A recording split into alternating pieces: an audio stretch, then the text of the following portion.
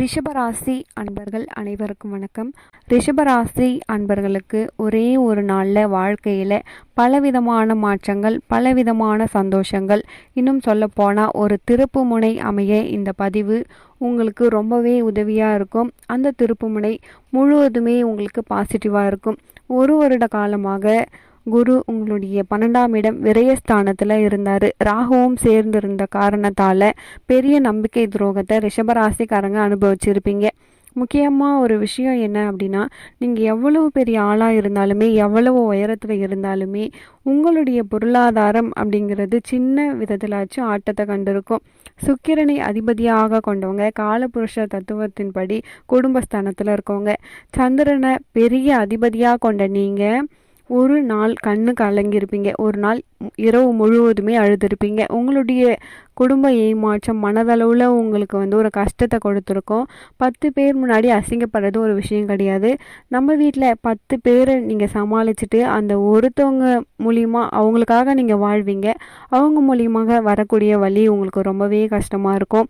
எதையுமே அனுசரித்து, எதையுமே யோசித்து, மனதில் பட்டதை வெளிப்படையாக பேசி வாழக்கூடிய ரிஷபராசி அன்பர்களுக்கு இந்த வாழ்க்கை ஏன் இப்படி வாழறோம் அப்படின்ற அளவுக்கு ஒரு கொஸ்டின் மார்க்கை கொடுத்துருக்கோம். 11 ராகு இருக்காரு, லாபஸ்தானத்தில் ராகு இருக்காரு. அதாவது பூர்வ புண்ணிய ஸ்தானத்தில் உங்களுக்கு பார்த்தீங்க அப்படின்னா கேது இருக்காரு. சனி பகவான் பார்த்தீங்கன்னா உங்களுக்கு 10ஆம் இடம் தொழில் ஸ்தானத்தில் இருக்காரு.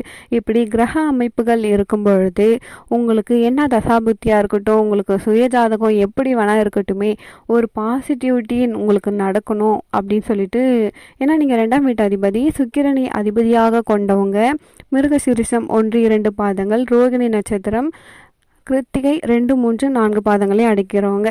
இப்போது நீங்கள் 100% ஒரு அன்பு நீங்கள் கொடுக்குறீங்க அப்படின்னா ஒரு 10% நம்மளுக்கு அன்பு கிடைக்காதா? நீங்கள் 200% உண்மையாக இருக்கீங்க அப்படின்னா அவங்க 1% நம்மளுக்கு உண்மையாக இருக்க மாட்டாங்களா? ஒரு 10 வாட்டி நம்ம ஃபோன் பண்ணுறோம், ஒரு வாட்டி நம்மளுக்கு ரிப்ளை பண்ண மாட்டிங்களா? ஒரு 25 வருஷம் நம்ம ஒரு கம்பெனியில் வேலை செய்கிறோம், நம்மளை பற்றி யாருமே யோசிக்க மாட்டுறாங்க. நம்ம சுற்றி இருக்கவங்க வேலை செய்யாமே நல்ல பேர் வாங்குறாங்க. நம்ம வேலை செஞ்சோம் கெட்ட பேர் வாங்குகிறோம். நம்ம என்ன பாவம் செஞ்சோம்? நம்மளுக்கு குழந்தை இல்லை, யாரோடைய வாழ்க்கையை கெடுத்தோம், நம்மளுக்கு திருமணம் ஆகலை, என்ன தான் பிரச்சனை, எனக்கு ஏன் வேலை கிடைக்கல, என்னுடைய வாழ்க்கை இப்படியே இருந்துருமா இல்லை மாறுமா, என்னுடைய வாழ்க்கையில் நான் ஏதாச்சும் அடுத்த கட்டம் போகணும் அப்படின்னா நான் என்ன பரிகாரம் செய்யணும், என்ன ஹோமம் செய்யணும், இல்லை என்ன விதமான முடிவுகள் செய்யணும். இன்னும் ஒரு சிலருக்கு கடவுள் நம்பிக்கையே இருக்காது. ராசியை மாற்றிக்கலாமா அப்படின்லாம் கூட டவுட் இருக்கும். ஒரு நல்ல விஷயம் தெரிஞ்சுக்கோங்க, அந்த காலத்தில் இதே மாதிரி பிரச்சனைகள் கண்டிப்பாக ரிஷபராசி அன்பர்களுக்கு வந்திருக்கும். அது மாதிரி வந்தப்போ அவங்க என்ன பண்ணுவாங்க? முனிவங்களாக இருக்கட்டும், ரிஷிகளாக இருக்கட்டும், ஆழ்வார்களாக இருக்கட்டும், சித்தர்களாக இருக்கட்டும், அவங்களுடைய முதல் விஷயம் என்ன அப்படின்னா கோவிலுக்கு போயிட்டு வாங்க, நல்லது நடக்கும். அதுவும் பர்டிகுலர் இந்த கோவிலுக்கு போங்க, ரொம்பவே நல்லது நடக்கும் அப்படிங்கிற மாதிரி சில விஷயங்கள் சொல்லியிருப்பாங்க.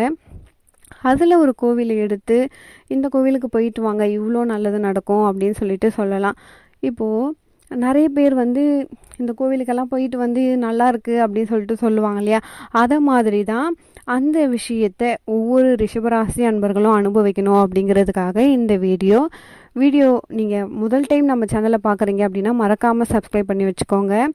இந்த வீடியோ ரிஷபராசி அன்பர்கள் உங்களுக்கு தெரிஞ்சவங்க இருந்தாங்க அப்படின்னா அவங்களுக்குமே இந்த வீடியோவை நீங்கள் ஷேர் பண்ணி விடுங்க.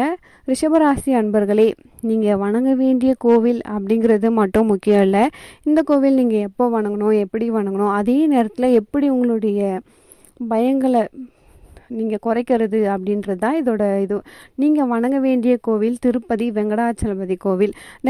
நிறைய ரிஷபராசி அன்பர்கள் இந்த கோவிலுக்கு போயிட்டு வந்திருப்பாங்க. அந்த ரிஷபராசிக்காரங்க மாதத்தில் ஒரு டைம் கூட போவாங்க. இதில் ஒரு சில பேருக்கு 100% நல்லது நடக்கும், ஒரு சில பேருக்கு 50% நல்லது நடக்கும். ஆனால் ரிஷபராசியில் பிரச்சனை சந்திக்கிறவங்களுக்கும் ரிஷபராசியில் முன்னேற துடிப்பாங்க. ரிஷபராசியில் நன்மைகள் நடக்க என்ன நடக்கும் அப்படின்றவங்களுக்கு மட்டும்தான் இந்த கோவில். முதல்ல ரிஷபராசியில் குடும்ப பிரச்சனை, பொருளாதார பிரச்சனை, அதே மாதிரி குழந்தை பிரச்சனை, உங்களுடைய வேலைவாய்ப்பு பிரச்சனை, கணவன் மனைவிக்குள்ள பிரச்சனை, இல்லை ரிஷபராசி நீங்கள் பிறந்ததுலேருந்து இது வரைக்கும் பிரச்சனை அப்படின்னு சொல்கிறீங்க, யாராக இருந்தாலும் திருப்பதிக்கு போகணும். திருப்பதி அப்படிங்கிறது 2 விதமாக வணங்கலாம். முதல் விதி என்ன அப்படின்னு பார்த்தீங்கன்னா, கீழே உள்ள அலமேலு மங்கை தாயாரை முதல்ல வணங்கணுங்க. இவங்கள வணங்கிட்டு தான் நீங்கள் போயிட்டு மேலே வந்து பெருமாளை பார்க்கணும். நடந்தும் போகலாம், பஸ்லேயும் போகலாம். இது வந்து விதிவிலக்கு கிடையாது. இப்போது உங்களுடைய சுய ஜாதகத்தை எடுத்துக்கலாம். உங்களுக்கு என்ன தசாபுத்தி வேணால் நடக்கட்டும், சுய ஜாதகம் எப்படி இருந்தாலுமே உங்கள் ஜாதகத்தில் கண்டிப்பாக சந்திரன் ரிஷபத்தில் இருப்பார். அப்போது அது சுபர் வளர்பிறை சந்திரன். ஸோ அப்போது சுபர் வளர்பிறை சந்திரனாக இருக்கும் பட்சத்தில் நீங்கள் திருப்பதி பெருமாளை சாயந்தரம் நேரத்தில் மட்டும்தான் பார்க்கணும். நம்பர் 1. நம்பர் 2 என்ன விஷயம் அப்படின்னு பார்த்தீங்கன்னா, வளர்பிறை தினங்களில் மட்டும்தான் நீங்கள் பார்க்கணும். இப்போது அமாவாசை அன்னைக்கு போகக்கூடாது, பிரதமை அன்னைக்கு போகக்கூடாது. அமாவாசையிலிருந்து 3வது நாள் பிறை தென்படும் நாள், அந்த நாளில் இருந்து பௌர்ணமி வரைக்கும் இருக்கக்கூடிய 11 நாட்கள் நீங்கள் என்னைக்கு வேணால் போகலாம். ஈவினிங் 6 மணிக்கு மேலே போகலாம். இது வந்து ரொம்ப ரொம்ப பிரச்சனை சந்திக்கிறீங்க அப்படின்னா கண்டிப்பாக என்னால் போக முடியும் இந்த டைமுக்கு அப்படின்னு நினைக்கிறவங்க, கண்டிப்பாக நீங்கள் வளர்பிறை திங்களில் போயிட்டு நீங்கள் பார்க்குறீங்க அப்படின்னா கண்டிப்பாக உங்கள் வாழ்க்கையில் ஒரு நல்ல மாற்றம் நிகழும். இல்லை நீங்கள் டைம் சொல்லுங்கள், நான் அந்த டைமுக்கு போகிறேன் அப்படின்னா திங்கக்கிழமை இரவு 8 to 9 சந்திர ஹோரை, வளர்பிறை சந்திர ஹோரையில் போயிட்டு பார்க்குறீங்க அப்படின்னா வீட்டுக்கு நீங்கள் ரிட்டர்ன் வரும்பொழுது பெருமாள் கூட வராரு அப்படின்னு அர்த்தம். கண்டிப்பாக ரிஷபராசி அன்பர்கள் வீட்டில் பெருமாள் வழிபாடு செய்யணும். அட்லீஸ்ட் ஒரு ஃபோட்டோவாச்சும் வச்சுக்கோங்க. நீங்கள் வேலை செய்கிற இடத்துல பெருமாள் குபேரர் இருக்கணும். இருந்தால் தான் உங்களுக்கு நல்லது.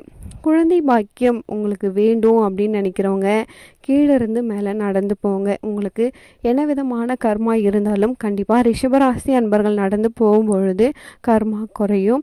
இல்லை நீங்கள் வெளி ஸ்டேட்டில் இருக்க, எனக்கு வசதி வாய்ப்பு இல்லை, என்னால் அந்த நேரத்துக்கு போக முடியுமோ முடியாது, சப்போஸ் நான் உள்ளே போகிறேன், என்னை அடைச்சிட்டு அடுத்த நாள் காலைல விடுறாங்க அப்படின்னா இந்த வளர்பிறை நாளில் ஏதாச்சும் ஒரு நாளில் நீங்கள் போயிட்டு பெருமாளை பாருங்கள். முடிஞ்ச வரைக்கும் ஒரு 10 மணிக்கு மேலே போயிட்டு நீங்கள் பாருங்கள். கண்டிப்பாக ஒரு நல்ல மாற்றம் உங்களுக்கு ஏற்படும். எப்படி வழிபாடு பண்ணணும்? திருப்பதியில் வந்து 1 செகண்ட் பெருமாளை பார்க்குறதே பெரிய விஷயம். வேண்டுதல் எப்படி பண்ணுறது? திருப்பதி கோபுரத்தை நீங்கள் எங்கேருந்து பார்க்குறீங்களோ, கோவில் கோபுரத்தை எங்கேருந்து பார்க்குறீங்களோ அந்த கோபுரத்தை பார்க்கும் பொழுதே உங்களுக்கு புண்ணியம்.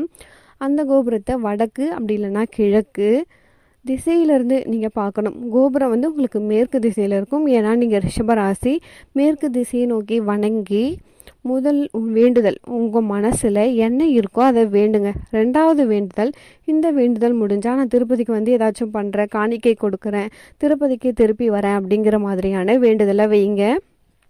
வச்சுட்டு நீங்கள் கீழே இறங்கி பாருங்கள். கண்டிப்பாக அந்த வேண்டுதல் முடிஞ்சு நீங்கள் திருப்பதிக்கு வரணும் அப்படின்னு சொல்லிட்டு கூப்பிட்டு வருவார். திருப்பதியில் திருமணம் செஞ்ச ரிஷபராசி அன்பர்களுக்கு வாழ்க்கை ரொம்பவே பெஸ்ட்டாக இருக்கும். நியாயமான ரிஷபராசி அன்பர்களின் எந்த ஒரு கோரிக்கையாக இருந்தாலுமே அது வந்து கண்டிப்பாக வந்து நடக்கும். ஏன்னா பெயர் வெளியிடாத சில அரசியல்வாதிகள், அரசாங்கத்துறையில் இருக்கிறவங்க எல்லாருமே இந்த பெருமாளுக்கு அடிமையாக இருக்காங்க அப்படிங்கிறது தான் உண்மை. அவங்க முழிக்கிறதே பெருமாள் முகத்தில் தான் முழிக்கிறாங்க. இன்னுமே சொல்லப்போனால் ஒரு சிலர் குடும்ப வாழ்க்கையில் பெருமாளுடைய பேரை மறைமுகமாக வம்சா வழியாக வச்சுட்டு வராங்க ரிஷபராசிக்கு. எனக்கு தெரிஞ்ச ஒரு குடும்பத்தில் வரிசையாக அந்த 4 தலைமுறையிலுமே ரிஷபராசியில் ஒருத்தவங்களாச்சும் இருக்காங்க. காரணம் பெருமாள் மேலே இருக்க பற்றுனால தான் இதை மாதிரி நடக்குது. மெய் சிலருக்கலாம். ஆனால் ஒரு விஷயம் தெரிஞ்சுக்கோங்க, ஆத்மாத்மாக உண்மையான ஒரு கோரிக்கையோடு நீங்கள் சென்று வழிபட்டு வாங்க. கண்டிப்பாக உங்களுக்கு நல்லது நடக்கும். நீங்கள் 2வது முறை போகும்பொழுது கண்டிப்பாக நீங்கள் அடிமையாக தான் செய்வீங்க. உங்கள் மனசு சந்தோஷப்படும். உங்களுக்கு ஏதாச்சும் டவுட் இருந்தால் கமெண்ட்ஸில் சொல்லுங்கள். வீடியோ பிடிச்சிருந்தால் லைக் பண்ணுங்கள். மறக்காமல் என் சேனலை சப்ஸ்கிரைப் பண்ணி வச்சுக்கோங்க. அடுத்து ஒரு நல்ல பதிவுடன் மீண்டும் உங்களை சந்திக்கிறேன். நன்றி.